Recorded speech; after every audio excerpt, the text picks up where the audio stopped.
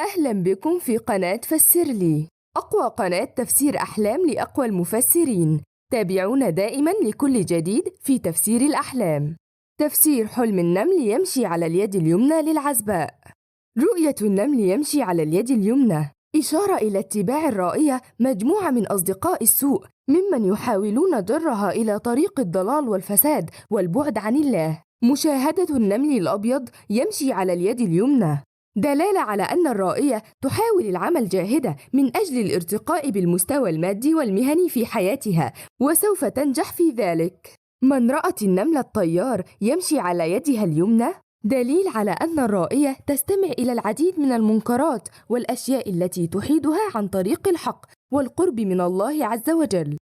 رؤية قتل النمل الذي يمشي على اليد اليمنى إشارة إلى نجاح الرائية في بلوغ هدف كانت تسعى من أجله خلال الفترة القادمة وتبدل حالها للسعادة والرخاء. من رأت أن النمل الذي يمشي على يدها اليمنى يلدغها يشير إلى اقتراب سفر الرائية إلى بلد جديد من أجل الحصول على فرصة سوف تبدل حياتها على كافة المستويات.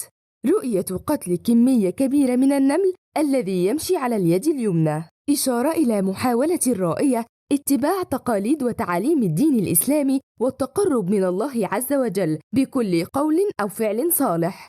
من رأت أنها تصرخ بسبب رؤية النمل يمشي على يدها اليمنى تحذير لها من اقتراب فترة صعبة سوف تمر بها ستتسبب في شعورها بالحزن والأسى على نفسها وابتعادها عن كل شيء. رؤية النمل يمشي على الذراع اليمنى دلالة على سوء أخلاق الرائية وسعيها خلف طريق الضلال واتباع هوى النفس دون هدى أو الرجوع إلى الله عز وجل. من رأت أن النمل يموت وهو يمشي على يدها اليمنى إشارة إلى انتهاء فترة صعبة تمر بها الرائية وذلك بسبب صبرها ودعائها إلى الله عز وجل. سماع صوت النمل يمشي على يد اليمنى دلالة على أن الرائية سوف تنال منصب كبير في حياتها العملية سينقل حياتها إلى الرخاء ويدر عليها الكثير من الأموال. من رأت أنها تحمل النمل من على يدها اليمنى وترميه إشارة إلى نجاح الرائية في الحصول على فرصة ثانية من أجل تحسين حياتها